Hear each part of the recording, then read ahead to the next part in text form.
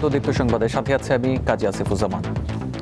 হাওরের পাকা ধান পানিতে তলিয়ে যাওয়ায় ক্ষতির মুখে হবিগঞ্জ, নেত্রকোনা, মৌলভীবাজার ও ব্রাহ্মণবাড়িয়ার শত শত কৃষক। স্বল্প পরিমাণে ধান সংগ্রহ করতে পারলেও রোদের অভাবে সেগুলো নষ্ট হচ্ছে। এতে চরম দুশ্চিন্তায় কৃষকরা। এই চিত্র হবিগঞ্জের হাওর এলাকার। টানা বৃষ্টি ও উজানের ঢলে জেলার বানিয়াচং, আজমিরীগঞ্জ, বাহুবল ও লাখাই উপজেলার বিভিন্ন হাওরের প্রায় ১৩,০০০ হেক্টর জমির পাকা ধান তলিয়ে গেছে পানিতে। বুক সমান পানিতে নেমে কিছু ধান কাটলেও তা গোলায় তোলার আগেই পচে গেছে শুকাতে না পারায়। এই অবস্থায় চরম ক্ষতির মুখে প্রায় ২০,০০০ কৃষক। নিবার মতন না,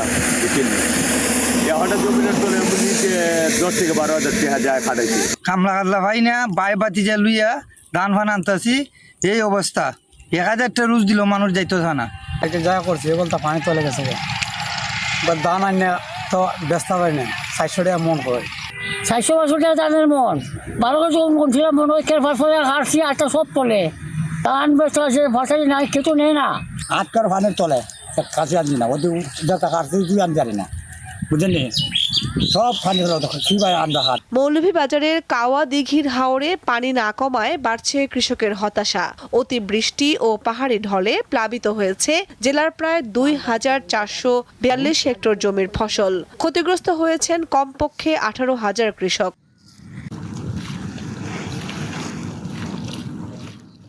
আরেক জেলা ব্রাহ্মণবাড়িয়ায় পানির নিচে অন্তত ৩০৫ হেক্টর জমির ফসল। ক্ষতিগ্রস্ত কমপক্ষে ১,০০০ কৃষক। কামরুন নাহার, দীপ্ত, বার্তাকক্ষ। হবিগঞ্জে আকস্মিক বন্যায় চোখের সামনেই তলিয়ে গেছে কৃষকের সোনালী ফসল। এখন পর্যন্ত ৪টি উপজেলার প্রায় ১৩,০০০ হেক্টর জমির ধান পানির নিচে তলিয়ে গেছে। হবিগঞ্জ থেকে মাঠের চিত্র তুলে ধরেছেন সহকর্মী আখলাস আহমেদ প্রিয়। এই চিত্র হবিগঞ্জের। কয়েকদিনের টানা বর্ষণ এবং উজান থেকে নেমে আসা পাহাড়ি ঢলে হবিগঞ্জের ৪টি উপজেলার প্রায় ৫০% জমির ফসল পানিতে তলিয়ে গেছে। কৃষকের চোখের সামনেই পানিতে নষ্ট হচ্ছে সোনালী ফসল। এসব ফসল তুলতে গিয়ে কৃষকদের প্রতিনিয়ত দুর্ভোগ এবং দুর্দশার চিত্র বাড়ি হয়ে উঠছে।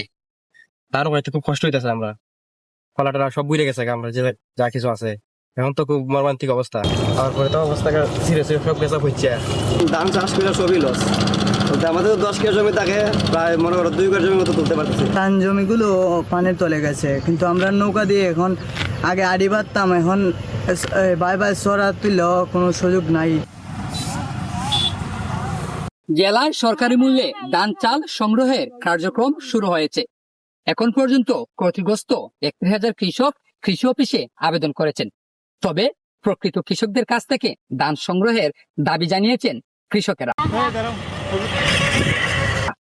আখলাস আহমেদ প্রিয়, দীপ্ত সংবাদ, হবিগঞ্জ। নৃশংস হত্যাকাণ্ডের শিকার পিএইচডির শিক্ষার্থী জামিল আহমেদ লিমন ও নাহিদা সুলতানা বৃষ্টিকে মরণোত্তর ডক্টরেট ডিগ্রি প্রদানের সিদ্ধান্ত নিয়েছে ইউনিভার্সিটি অফ সাউথ ফ্লোরিডা। আগামী ৯ মে বিশ্ববিদ্যালয়ের বসন্তকালীন সমাবর্তনে এই ডিগ্রি প্রদান করা হবে। মঙ্গলবার ইউনিভার্সিটি অফ সাউথ ফ্লোরিডা কর্তৃপক্ষ আনুষ্ঠানিকভাবে মিয়ামির বাংলাদেশ কনস্যুলেটকে চিঠি দিয়ে এই তথ্য জানিয়েছে।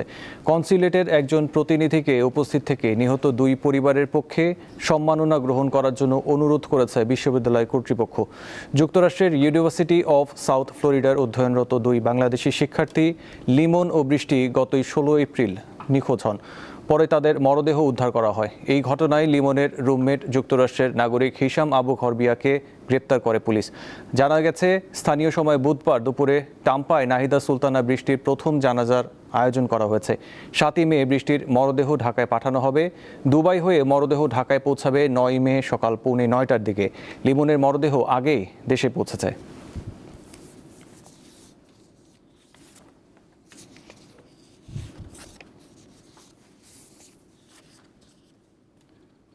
পাবনার রূপপুর পারমাণবিক বিদ্যুৎ কেন্দ্র দেশের জ্বালানি নিরাপত্তায় নতুন দিগন্ত উন্মোচন করতে যাচ্ছে।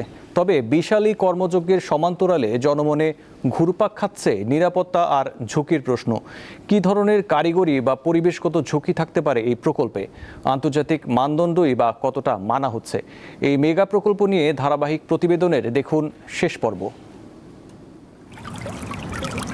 পদ্মার পাড়ে মাথা তুলে দাঁড়িয়েছে দেশের প্রথম পারমাণবিক বিদ্যুৎ কেন্দ্র। এটি শুধু স্বপ্ন নয়, এখন দৃশ্যমান বাস্তবতা। পারমাণবিক শক্তি মানেই যেমন অসীম সম্ভাবনা, তেমনি থাকে সতর্কতার দায়বদ্ধতা। বিশেষজ্ঞরা বলছেন, রাশিয়ার সর্বাধুনিক VVER 1200 প্রযুক্তির এই রিঅ্যাক্টরটি 3+ জেনারেশনের, অর্থাৎ অত্যাধুনিক প্রযুক্তি ব্যবহার করা হয়েছে, যা সর্বোচ্চ নিরাপত্তা নিশ্চিত করার কথা। রূপপুরের প্রধান নিরাপত্তা বৈশিষ্ট্য হলো এর ডাবল কন্টেইনমেন্ট সিস্টেম, অর্থাৎ যদি কোনো কারণে ভেতরে বড় ধরনের দুর্ঘটনা ঘটে তবে তেজস্ক্রিয়তা বাইরে আসতে পারবে না। এমনকি একটি বড় বিমান আছড়ে পড়লেও এর মূল রিঅ্যাক্টরের ক্ষতি হওয়ার সম্ভাবনা ক্ষীণ। এটা টেকনোলজিক্যাল ডেভেলপমেন্ট, অনেক সেফটি মেজার নেওয়া হয়েছে। এটা যদি দুর্ঘটনা পতিত হয় তাহলে যে গলিত পদার্থটা থাকবে এটাকে সে ক্যাচ করে মাটির নিচে আবদ্ধ করে দিবে, যার কারণে রেডিয়েশনের বাইরে যাওয়ার সুযোগ হবে না। নিরাপত্তা নিশ্চিত করা হলেও বিশেষজ্ঞরা কিছু সম্ভাব্য ঝুঁকির কথা উড়িয়ে দিচ্ছেন না। এর মধ্যে রয়েছে বর্জ্য ব্যবস্থাপনা এবং পদ্মার পানি ভারসাম্য। সবচেয়ে বড় ঝুঁকি কারিগরি নয়, বরং দক্ষ জনবল ও ব্যবস্থাপনা। পারমাণবিক বিদ্যুৎ কেন্দ্র পরিচালনায় সামান্যতম মানবিক ভুল মারাত্মক হতে পারে। অপারেশনাল টিম কতটা আন্তর্জাতিক মানের প্রশিক্ষণপ্রাপ্ত এবং সংকটে তারা কতটা দ্রুত সিদ্ধান্ত নিতে পারবে, সেটাই আসল পরীক্ষা। এই রিঅ্যাক্টরগুলো হাইওয়ের একদম কাছাকাছিতে, একদম দেখা যায় যে এরকম একটি অবস্থা, এবং আশেপাশে জনমানব রয়েছে, জনবসতি রয়েছে। সো এটি লোকেশনাল দিক থেকেও একটি সেন্সিটিভ জায়গাতে আছে। এটাই হলো সবচেয়ে বড় চ্যালেঞ্জিং, যে দক্ষ ব্যবস্থাপনা, আন্তর্জাতিক মানসম্পন্নভাবে ব্যবস্থাপনা করা। অন্য ইন্ডাস্ট্রির মতো যদি ব্যবস্থাপনার মতো রেওয়াজটা চালু রাখে তাহলে কিন্তু আমরা রিস্ক মুক্ত হতে পারবো না। মেনটেন্যান্স অপারেশনের অনিশ্চয়তা, কারা করবে এবং সেই জ্বালানির বর্জ্য কোথায় নিয়ে যাবে সেটা কিন্তু জানি না, এবং সেটার জন্য খরচ কী পরিমাণ ধরা হবে সেটা কিন্তু আমরা জানি না। It's a part of the national security. Energy expert থেকে শুরু করে, রেডিয়েশন এক্সপার্ট থেকে শুরু করে, সরকার একটা ইন্ডিপেন্ডেন্ট ইভ্যালুয়েশন কমিটি থাকা উচিত। রূপপুর বিদ্যুৎ কেন্দ্র থেকে পারমাণবিক বোমা তৈরি করা যাবে কিনা এমন প্রশ্নের জবাবে পরমাণু বিশেষজ্ঞরা জানান, কখনোই সম্ভব নয়। দুটোর প্রযুক্তি আলাদা। এটা কখনোই সম্ভব না, কারণ পারমাণবিক বিদ্যুৎ কেন্দ্রে যে জ্বালানিটা আমরা ব্যবহার করি এটা হলো ইউরেনিয়াম-235। এটার সমৃদ্ধকরণ লেভেলটা হয় 3 থেকে 5%। তো পারমাণবিক বোমা বানানোর জন্য ইউরেনিয়াম-235 এনরিচমেন্ট লাগে 90% উপরে। সরকার এবং প্রকল্প সংশ্লিষ্টরা বারবার আশ্বস্ত করেছেন, ফুকুশিমা বা চেরনোবিলের মতো দুর্ঘটনার পুনরাবৃত্তি ঠেকাতে এখানে প্যাসিভ সেফটি সিস্টেম রাখা হয়েছে, অর্থাৎ বিদ্যুৎ সংযোগ বিচ্ছিন্ন হলেও রিঅ্যাক্টর স্বয়ংক্রিয়ভাবে ঠান্ডা হওয়ার ক্ষমতা রাখে। নিরাপত্তার প্রশ্নে ছাড় দেওয়ার কোনো সুযোগ নেই, এটি বিশেষজ্ঞদের প্রধান অভিমত। আধুনিক প্রযুক্তি ব্যবহারের পাশাপাশি প্রাকৃতিক দুর্যোগ মোকাবিলা এবং দক্ষ জনবল তৈরি হবে রূপপুরের প্রকৃত সুরক্ষা কবচ। হেদায়েতুল্লাহ সীমান্ত, দীপ্ত সংবাদ, ঢাকা। আসন্ন ঈদুল আজহা উপলক্ষে 13ই মে থেকে ট্রেনের অগ্রিম টিকিট বিক্রির সিদ্ধান্ত নিয়েছে বাংলাদেশ রেলওয়ে। এবারও শতভাগ টিকিট অনলাইনে বিক্রি হবে। 13ই মে বিক্রি হবে 23 মে যাত্রার টিকিট। একইভাবে 14ই মে দেওয়া হবে 24 মে টিকিট। 15ই মে মিলবে 25 তারিখের, 16ই মে বিক্রি হবে 26 মের ও 17ই মে দেওয়া হবে 27 মের টিকিট। ঈদ উপলক্ষে ট্রেনের ফিরতি যাত্রার টিকিট বিক্রি শুরু হবে 21শে মে থেকে। প্রতিদিন সকাল 8টা থেকে রেলের পশ্চিমাঞ্চল অর্থাৎ রাজশাহী, রংপুর ও খুলনা বিভাগের ট্রেনের টিকিট বিক্রি হবে, আর বেলা 2টায় পূর্বাঞ্চল অর্থাৎ ঢাকা, চট্টগ্রাম, সিলেট ও ময়মনসিংহ বিভাগের ট্রেনের টিকিট মিলবে। একজন যাত্রী দিনে একবার সর্বোচ্চ 4টি টিকিট কিনতে পারবেন। এসব টিকিট ফেরত দেওয়া যাবে না। যাত্রীদের সুবিধার জন্য যাত্রার দিন ট্রেনের মোট আসনের 25% দাঁড়িয়ে যাওয়ার বা স্ট্যান্ডিং টিকিট বিক্রি হবে। এর পাশাপাশি কুরবানির পশু পরিবহনের জন্য থাকবে পশুবাহী দুটি বিশেষ ট্রেন। এই ক্যাটল ট্রেন দুটি 22 ও 23 মে চলাচল করবে।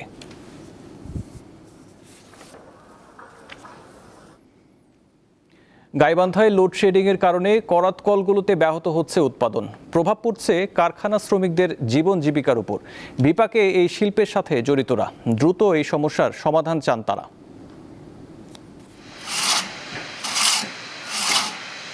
অতিরিক্ত লোডশেডিং এর কারণে গাইবান্ধার যারা করাতকল বা সোমেলের শ্রমিক রয়েছে তাদের কিন্তু কাজ না থাকার কারণে এখন কর্মহীন হয়ে পড়েছে। কেন বসে আছেন? কারণ নেই, কারণ থাকে না, তার জন্য তো আমরা বই থাকা লাগে। পরে মাস খানি গেলে এই অবস্থা, সারাদিন পরে 1 ঘন্টা কারেন্ট পাই না। কারেন্ট থাকলে আমাদের কোনো সমস্যা হবে না। জেলার 7 উপজেলার 1500 করাতকল বা সোমেলে প্রায় 3500-এর উপরে শ্রমিক যেখানে সারাদিন কাটছাড়ায় ব্যস্ত সময় পার করত, সেখানে লোডশেডিং এর কবলে পড়ে কিন্তু তারা এখন অনেকেই কর্মহীন হয়ে পড়েছে। এখন কারেন্ট নাই, আমরা যে কর্ম করি খাই সেটা যে হচ্ছে না, তো কি খাবো? সরকার কি দিবে? এই কারেন্টের জন্য তো আমাদের কর্ম নাই, আমরা কি খাই বাঁচি? আমাদের লোডশেডিং হচ্ছে, এই কারণে কাজকাম আমাদের কমে গেছে। মানুষ আস্তে আস্তে ঘুরে দিচ্ছে, সময় মতন কাজকাম মেকআপ দিতে পারছি না। একটা খুব কষ্ট, বউ বাচ্চা নিয়ে খুবই কষ্ট হয়ে আছি আমরা। মিল বন্ধ, আমরা কাঠ খাটে পাচ্ছি না, কারণ থাকে না। লোডশেডিং এর কারণে তেল জ্বালানির কারণে কোনো কিছু আমরা দিতে পারতেছি না তাদের। মেশিন যেটা চলে বিদ্যুৎ দিয়ে, সেইটা কাজের ক্ষেত্রে কমে আসছে এবং এইটা কমে আসার কারণে দেখা যাচ্ছে যে অনেক মানুষ ক্ষতিগ্রস্ত, যেখানে লেবার মিস্ত্রি ক্ষতিগ্রস্ত। এই সকল শ্রমিকদের প্রত্যাশা সরকার যেন দ্রুত সময়ের মধ্যে লোডশেডিং এর সমস্যার সমাধান করে। গাইবান্ধার কাঠপট্টি থেকে আতর রহমান রানা, দীপ্ত সংবাদ। ইরানের সঙ্গে আলোচনায় অগ্রগতি হয়। হরমুজ প্রণালীতে সামরিক অভিযান প্রজেক্ট ফ্রিডম স্থগিতের ঘোষণা দিয়েছেন যুক্তরাষ্ট্রের প্রেসিডেন্ট ডোনাল্ড ট্রাম্প। তবে ইরানের বন্দরে নৌ অবরোধ কার্যকর থাকবে বলে জানিয়েছেন তিনি। সামাজিক যোগাযোগ মাধ্যম ট্রুথ সোশ্যালে এক বার্তায় ট্রাম্প জানান, পাকিস্তান সহ কয়েকটি দেশের অনুরোধ এবং ইরানের সঙ্গে চূড়ান্ত চুক্তির বিষয়ে অগ্রগতির কারণে এই সিদ্ধান্ত নেওয়া হয়েছে। এদিকে হরমুজ প্রণালীতে তেহরানের অনুমোদিত রুট বা পথ ছাড়া অন্য কোনো পথে জাহাজ চললে কঠোর জবাব দেওয়া হবে বলে জানিয়েছে ইরানের বিপ্লবী গার্ড বাহিনী IRGC।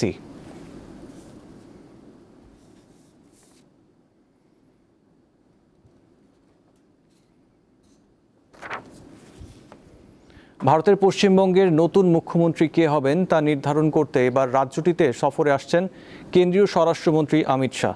ভারতীয় সংবাদ মাধ্যম আনন্দবাজার জানিয়েছে, এবারের ভোটে জয়ের পর পশ্চিমবঙ্গের পর্যবেক্ষকের দায়িত্ব দেওয়া হয়েছে অমিত শাহকে।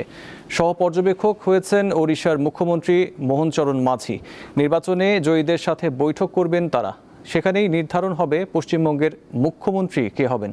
আগামী 9 মে অনুষ্ঠিত হবে নবনির্বাচিত বিধায়কদের শপথ অনুষ্ঠান।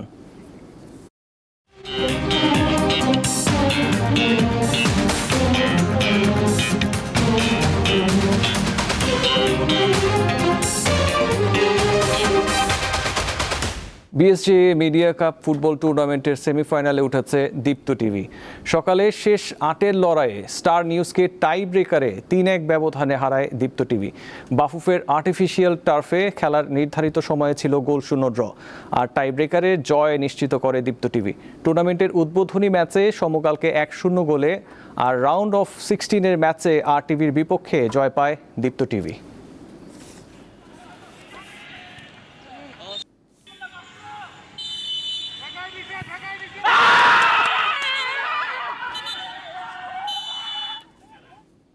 এই ছিল এখনকার মতো। পরবর্তী সংবাদ দেখার আমন্ত্রণ রইল। এছাড়াও তথ্য বিনোদনের জন্য চোখ রাখুন দীপ্ত টিভি ডিজিটাল প্ল্যাটফর্মগুলোতে। ধন্যবাদ।